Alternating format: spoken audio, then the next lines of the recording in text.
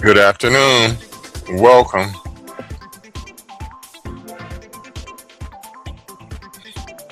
Well, I want to welcome everybody to Faith, Lies, and Confusion. I'm your boy, Godless Reggie. How are y'all doing? So, I'm having a little bit of technical difficulties today with the music, but that's okay. We're still here. And again, welcome to Faith, Lies, and Confusion. I am your host, Godless fucking Reggie. How's everybody doing today? Hopefully, well. I'm doing good myself. Just had a little technical difficulty, but we're here now. I want to thank everybody for stopping by and checking me out. It's been a while, but we're here. I'll never give up on my show. So today's stream is titled "The LDS in Ghana." This is actually a title that I've wanted to work on for a few weeks. Just been a little busy here lately, so I haven't had time really to get around to it. But it's something that really piques my interest, right?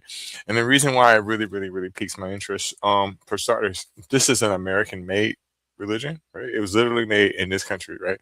So it's just very surprising to me that people from other countries, especially when we're talking about from the continent of Africa, that they subscribe to this religion. So the second that I heard that, it just boggled my mind. So I said, you know what, I'm gonna go ahead and do a little stream about it.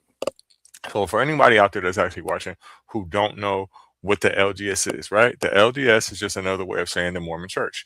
It's the leaders of the, I mean, excuse me, it's the Latter Day Saints Church. Excuse me. It's just another way of saying the Mormon Church.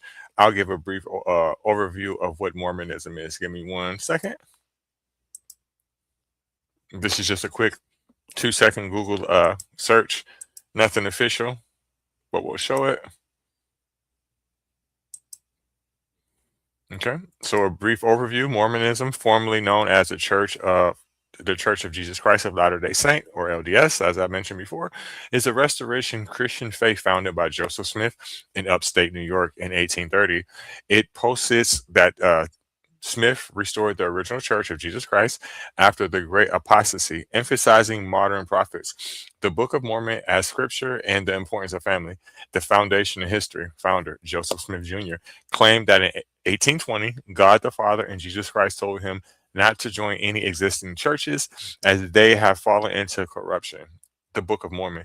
Smith claimed that in 1823, an angel named Moroni directed him to buried golden plates containing the history of ancient American civilizations. He translated these in 1830, publishing them as the Book of Mormon. Restoration. Followers believe that the divine priesthood authority was restored to Smith by heavenly messengers such as Peter, James, and John. Migration. Facing persecution, early Mormons moved from New York to Ohio, Missouri, and Illinois. Utah settlement. Following Smith's martyrdom in 1844, Brigham Young led the majority of members to Salt Lake Valley in 1847. Their core beliefs and practices. Scriptures. Mormons use the Bible and the Book of Mormon along with Doctrine and Covenants and the Pearl of Great Price. Nature of God. Believe in God the Father, Jesus Christ, and the Holy Ghost as three distinct beings.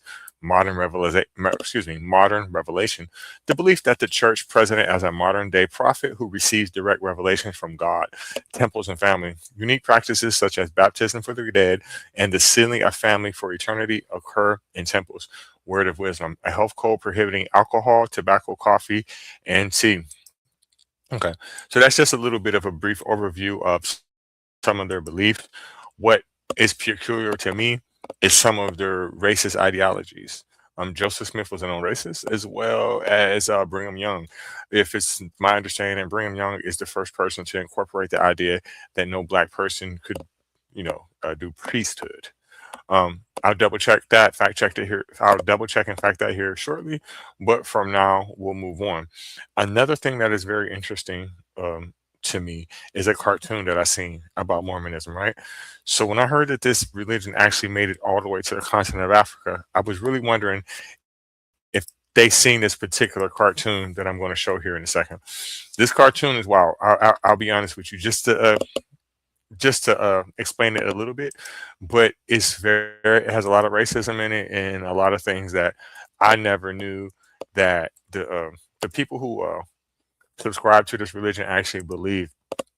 There's a couple other things that are not in this cartoon that would be a little strange to most people if they're not a part of this religion, such as Mormons. They have these special type of underwear that they wear, these undergarments that they believe protect them from certain things like car accidents, health problems, and things like that. But that's another subject, right? What we're trying to focus on is the LDS Church in Ghana. I could go off into all kinds of wild tangents with this particular religion. I'm not going to do that today, but I'll just bring up one of the key points that I'm trying to make as to why it is strange to me that anybody from the continent of Africa would subscribe to this particular religion. The sweet Give me 1 sound second. of selling and earning on Vinted. Don't wear it, sell it. Jump in my new EV with me. I found it on cars.com.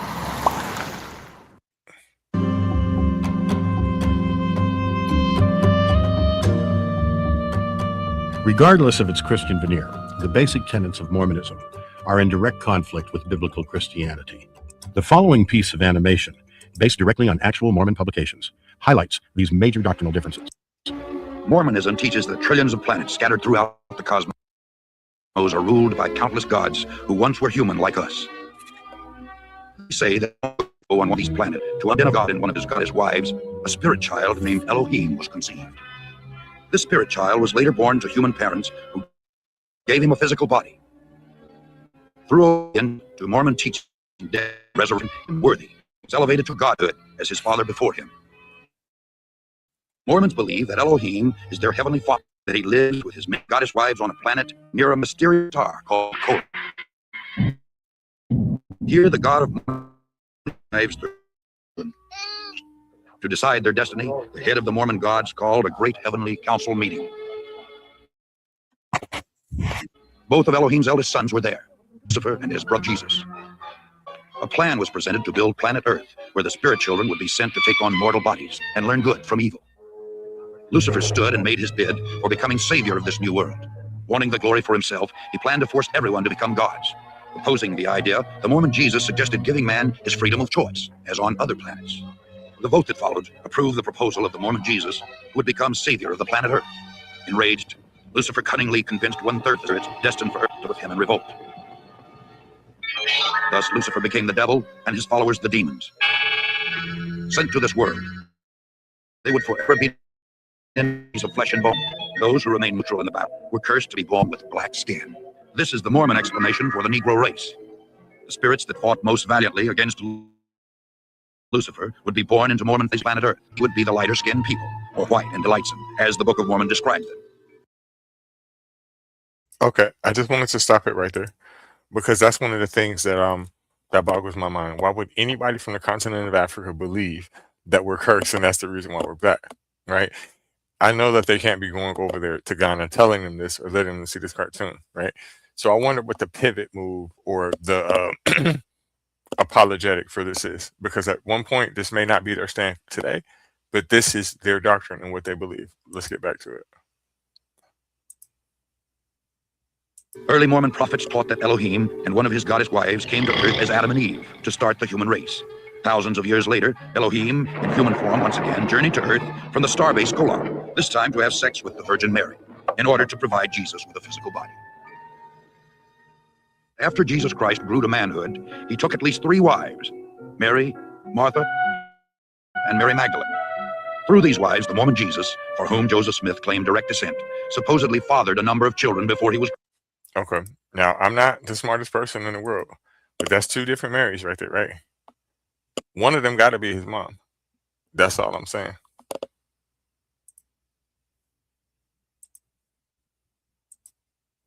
Crucified. According to the Book of Mormon, after his resurrection, Jesus came to the Americas to preach to the Indians, who the Mormons believe are really Israelites. Thus, the Jesus of Mormonism established his church in the Americas as he had in Palestine.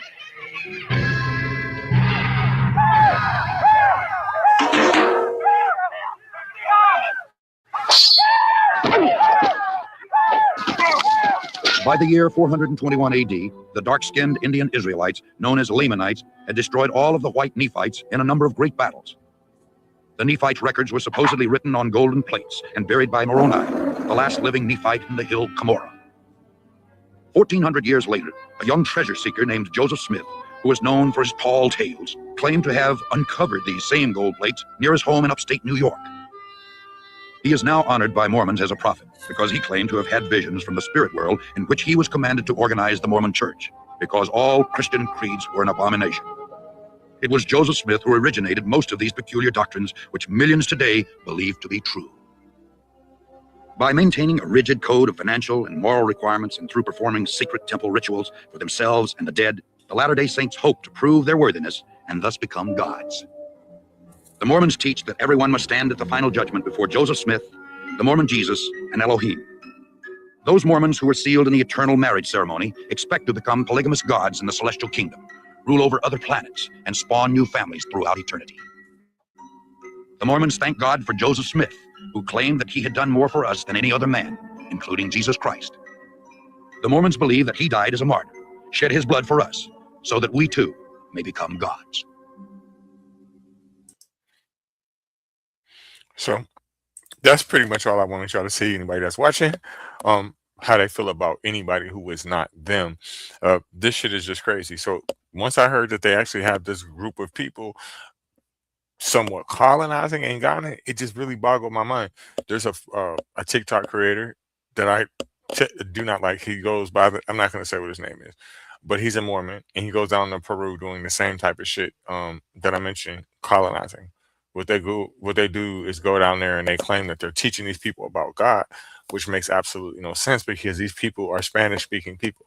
And the reason why I'm saying that they're Spanish-speaking people is to highlight the fact that the Roman Catholic Church has been there for hundreds of years, right? There's nowhere in South America where they don't know who Jesus is, where they don't know who God is. And this is me saying that I don't believe in none of this shit. But I know that you have ulterior motives by going down there. You have to be trying to get members, and there has to be some kind of money tunnel coming from there and back. Now, I know that there's one in Ghana. I know for a fact because I know how they do business, which I'm not going to go all into details, but there's always a money trail. Nobody's going to a different part of the world to teach you about Jesus for free, especially not when they have opinions of you like this that we're seeing right here. So let me do a little bit of research and do a little bit of reading here. And I'm going to go from Wikipedia first. Give me 1 second.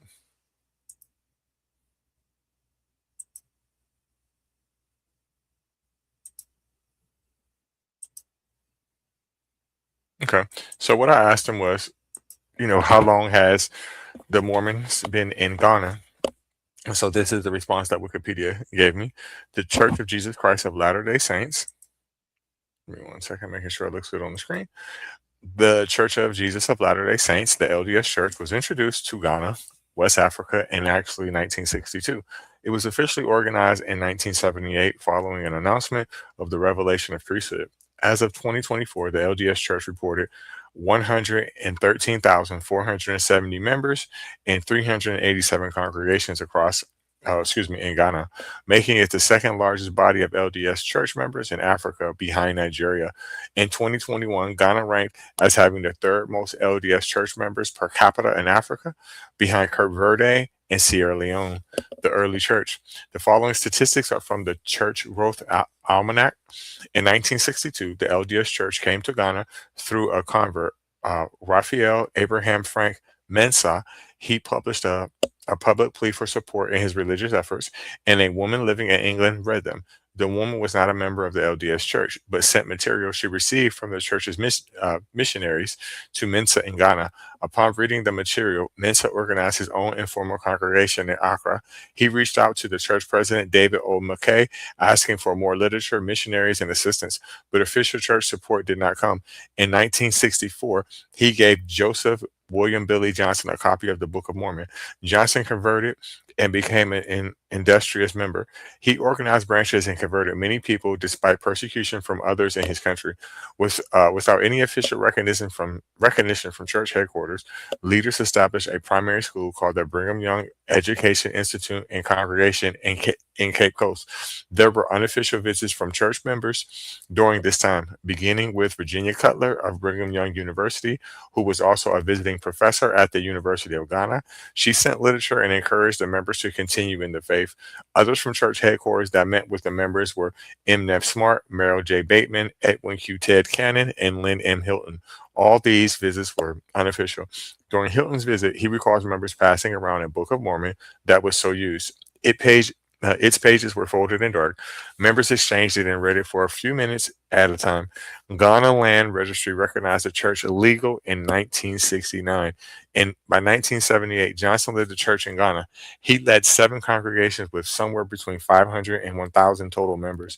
That same year, Church President Spencer W. Kimball announced official declaration, which extended the priesthood to all worthy male members of the church, regardless of race. In gratitude, Johnson sent a letter to Kimball explaining that God had prepared the people in Ghana and asked him to send missionaries to his members. 4 months later, on September 27, 1978, the first official missionaries were called to serve Ghana and Nigeria.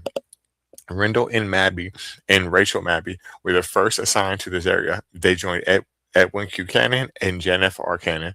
Upon arrival, they were welcomed by excited congregation members who had been waiting for many years. They fixed the registry documentation that did not coincide with church policy and resubmitted the paperwork. It was accepted and the church was established. They baptized and conformed 125 people in a secluded part of the ocean on December 9, 1978. The first to be baptized was Mensa, the second was Johnson, and the 20th was one Ebenezer Cranston, whose son is Charles Vroom Cranston, who first became known when the LDS churches Lee Hona magazine published his BYU Pathway Worldwide Success Story. Anticipating the arrival of the missionaries, members had raised money to build new churches for worship. The missionaries organized congregations to set up new leadership for them. They ordained Johnson as a priest and called him to be the first branch president, also calling Naomi Ogi as the first Relief Society president. In just 4 days, the missionaries had baptized 249 people and organized 2 branches. From this point on, the congregations in Ghana were part of the official church, which its headquarters is in Salt Lake City.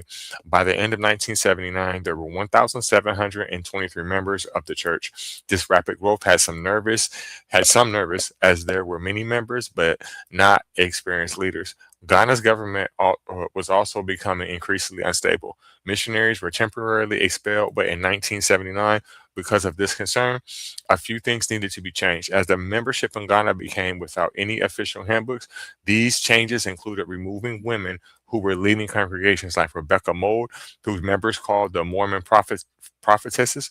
Sacrament meetings that included dancing, drums, and clapping were ceased. These changes upset some Ghanaian members who stopped going to the church. New material was created as Priscilla Sampson Davis translated the Book of Mormon and hymn book into Fanti for the church.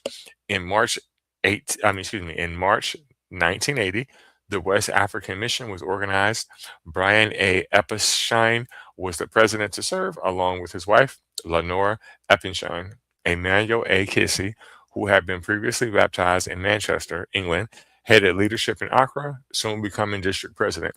The first Ghanaians to serve full-time missions were Isaac Nordy Dadzi and Leon Minjunin. In 1983, David B. Haight became the church's first apostle to visit Ghana. In 1985, Ghana had made its own mission, previously headquartered in Nigeria. Okay. That was a bit much, but it just shows a couple things that are very typical to me. They definitely wasn't about to let no woman run shit. I don't like the fact. I don't like that. I don't like the fact that they already had it going, had members, acting in their own element, dancing, praising, worshiping.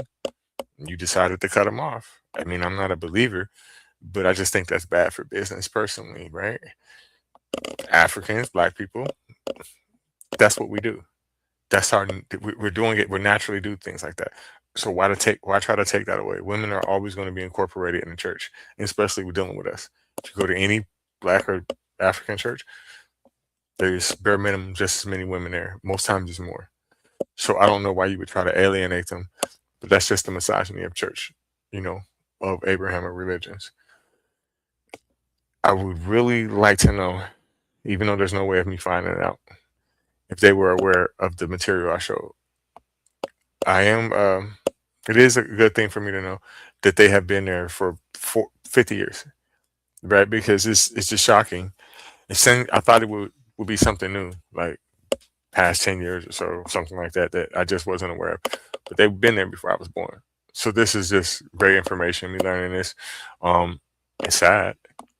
It's definitely sad that people can be brainwashed, even to this day, with a religion, with a practice that literally hates them, right? They look at us as second-class citizens, bare minimum, right? They look down on us.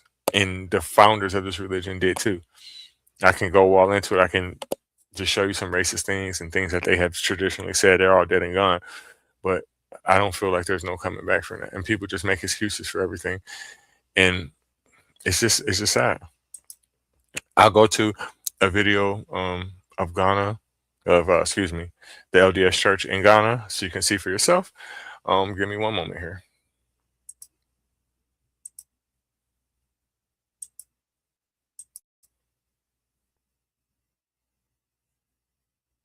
Said to ourselves, let's make this thing happen. And it has been absolutely miraculous to see how the Lord's hand has been in this travel.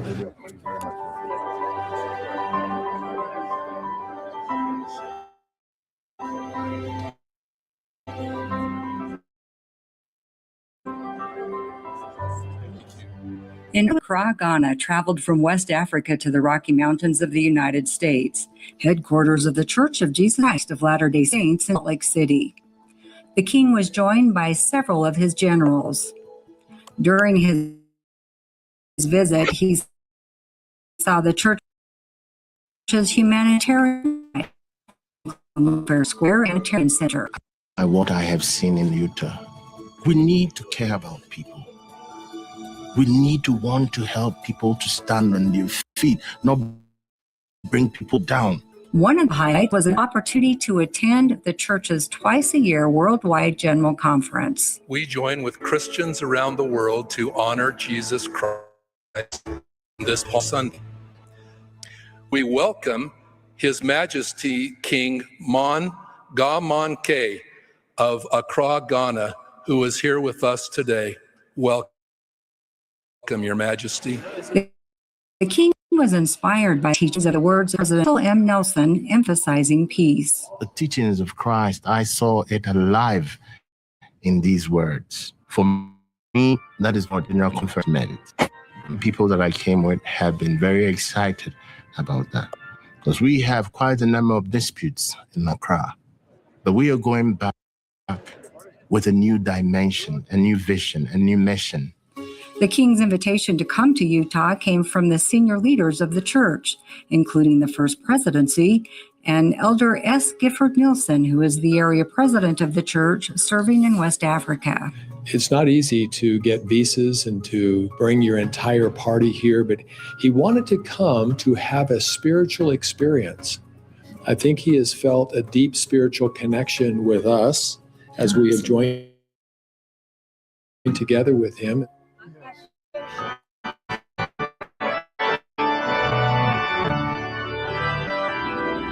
He sat down and played the organ in the conference center.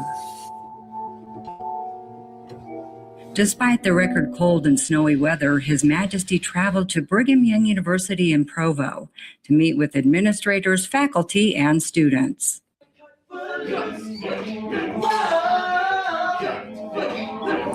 During his time on campus, the king had lunch with students from Ghana and took an interest in their lives. We should just make sure that everything that we are studying here and whatever course we are offering here, he told us that eventually society is going to call on us to come back and make a difference. That you make what you're doing here the most important thing in your life this moment. While in Utah, Elder and Sister Nielsen were excited to introduce the king to their family. He's just a charming, wonderful man. The very first time we met him, he said, I want to come to Salt Lake City. I want to come and visit you. The king is looking forward to future collaboration with the Church of Jesus Christ on humanitarian projects. I think that you are a great people. Making friends with you is very easy. I'm grateful, and God bless this relationship.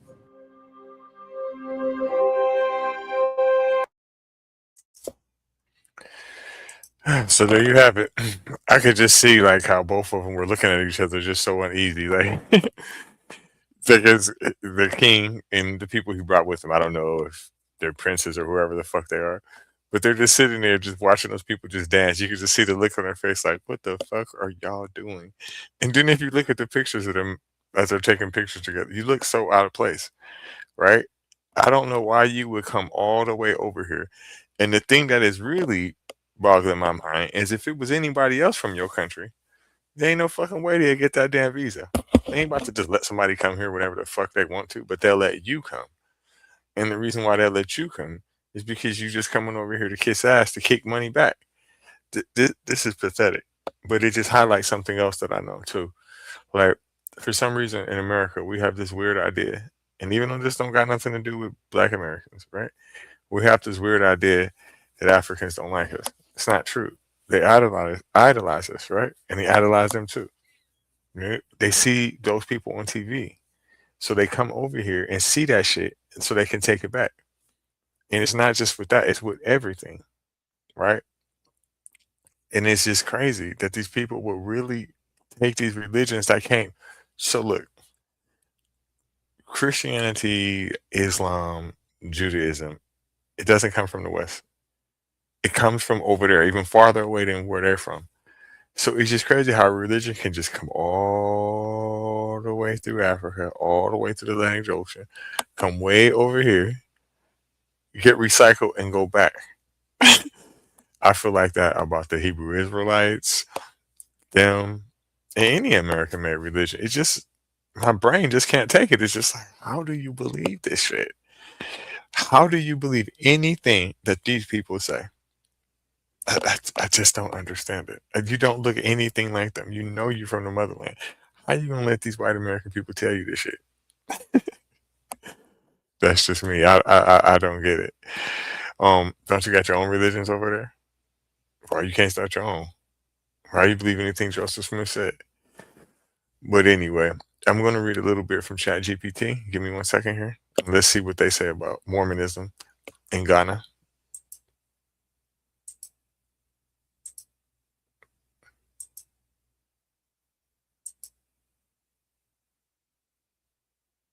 Okay, some of this may be very similar to what I already read. But the LDS Church, formerly called the Church of Jesus Christ of Latter-day Saints, has a significant and growing presence in Ghana. Overview. The church was first introduced in Ghana around 1962 and officially established in 78. As of 2024, there are about 113,000 members in Ghana. There were hundreds of congregations, over 380. Ghana has one of the largest LDS populations in Africa, only second to Nigeria, which I mentioned. Key features of the LDS Church in Ghana: the temple, the Accra Ghana Temple, dedicated in 2004, was the first LDS temple in West Africa. Missionary work. Ghana has multiple missions and even a large missionary training center, the MTC, in Antima, that trains missionaries from across Africa. Growth. The church has grown rapidly since the late 20th century, especially after missionary work officially began in 1978. Brief history. Before official recognition, some Ghanaians had already discovered LDS teachings and formed informal groups. In 1978, a key church policy change allowed full participation, and missionaries were sent to Ghana, leading to rapid expansion. There was a temporary government restriction on the church from 1989 to 1990, but it later resumed and continued growing. Today, the LDS Church is an established Christian denomination in Ghana with local congregations across major cities like Accra and Kumasi, active missionary presence, and strong membership growth and community involvement. Okay, so that's what ChatGPT says.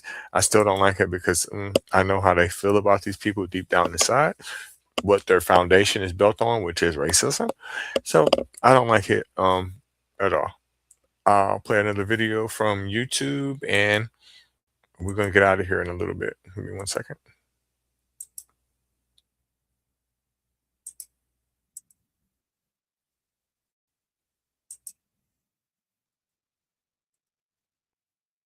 I'm from Nigeria. I'm from Nigeria.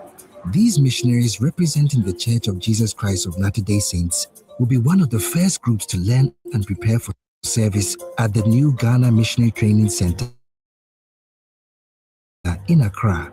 The missionaries coming here into Ghana from all over the world will be a great thing, to be part of their history, to be part of their hearts. The Missionary Training Center is where we have young people from our church come, and they're trained to be able to share the gospel of Jesus Christ. Some of them will be here for 6 weeks, and they will learn either French or English. The newly completed MTC opened its doors to the public on August 7th for a week of tours before missionaries move in. We want those who are not members of the church to get a feel for what we are doing. We believe that they will feel the spirit there, they will feel the difference. Several community leaders accepted the invitation to tour the state-of-the-art structure. I think that it's an edifice that everybody should visit to see what you have in there. Very impressive. I went to all the rooms, I saw everything around here, and it looks beautiful. The architecture, the landscaping, the organization, everything is done orderly. As we walked through the halls and went into the classrooms, we sense already a real profound spirit. It'll be a phenomenal place for missionaries to learn about the Savior and to learn how to share his gospel. The new MTC replaces an existing facility some 18 miles away, no longer large enough to house the number of volunteer missionaries. The reason why the church is growing so quickly here in Africa is there is a spirituality here amongst the people. You can't help but love the people. They are very humble and they are kind and friendly, and I just want to share the gospel with them. The new building has a list of impressive features designed to enhance the learning experience for the missionary. The design of the building features large glass windows that allows for maximum use of natural light, and also for the MTC missionaries to feel an openness and a connection to the environment around them. This MTC has a total of 4 separate buildings. The one building is the training building.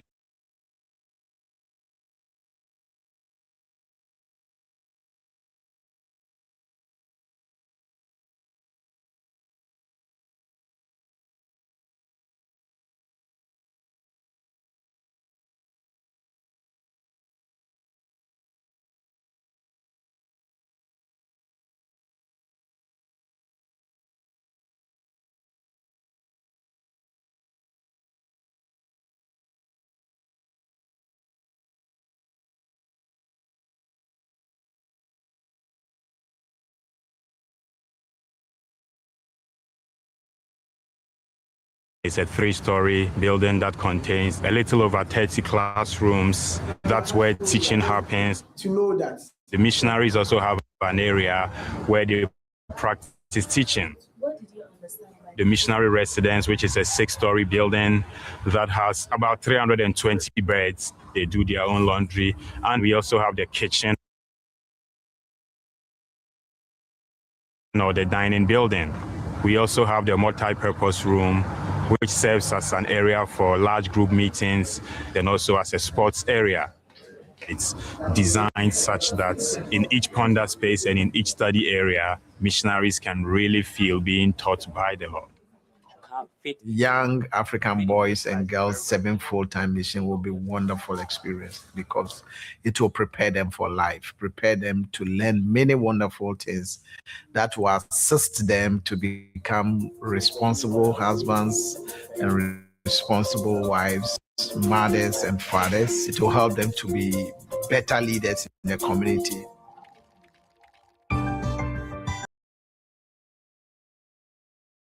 Okay, you asking me? That's just a brainwashing school to teach you how to be a good colonizer helper, right?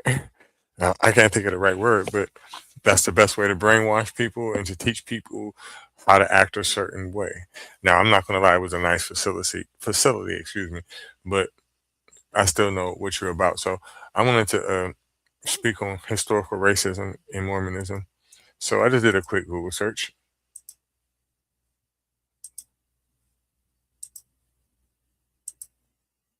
Okay, now literally just Google historical racism and Mormonism. Historical racism in the Church of Jesus Christ of Latter-day Saints, the LDS Church, included a 126-year ban on black men holding the priesthood and black men or women participating in saving temple ordinances from 1852 to 1978, enforced by leaders who taught that black skin was a mark of a curse. These policies, instituted by Brigham Young, were justified through theological constructs linking black people to Cain and Ham, and they supported racial segregation.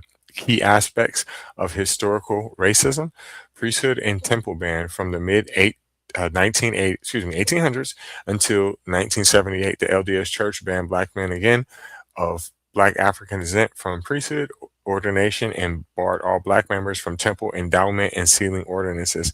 Theological justification: church leaders long taught that black skin was a curse, sometimes linking it to the curse of Ham or lack of righteousness in the premortal life. Segregation in marriage: the church supported segregation in its communities and schools and officially opposed interracial marriage.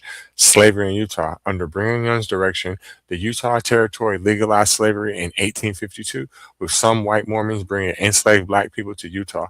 Evolution of policy and teachings: early years during Joseph Smith's lifetime, a few black men were ordained to the priesthood, though racial restrictions began appearing toward the end of his life. 1978 revelation: the church president Spencer W. Kimball received a revelation that extended priesthood and temple blessings to all worthy members, regardless of race. Disavow: in 2013, the church published an essay entitled "Race in the Church of Jesus Christ of Latter-day Saints," which disavowed the theories that black skin is a sign of divine disfavor or curse. Ongoing reckoning: despite the 1978 change, the church still faces challenges regarding its past, and some members feel the institution was not fully reckoned with the legacy of its racial doctrines. I agree with that last sentiment. You can't hide what your foundation was built on. Your foundation was built on racism and slavery, so I don't like it. Again, this is a stream that I wanted to do because it really just boggles my mind with knowing this type of information, with us having the World Wide Web, why anybody that looks like me, anybody from African descent, would subscribe to this religion, this particular form of Christianity. It makes absolutely no sense, and it's disgusting. I want to thank all y'all for stopping by. It's been a few weeks. I'm going to start recording more often. I'll be back with more religious topics here shortly. I hope everybody enjoyed this stream. Give it a thumbs up. Thank you and good night.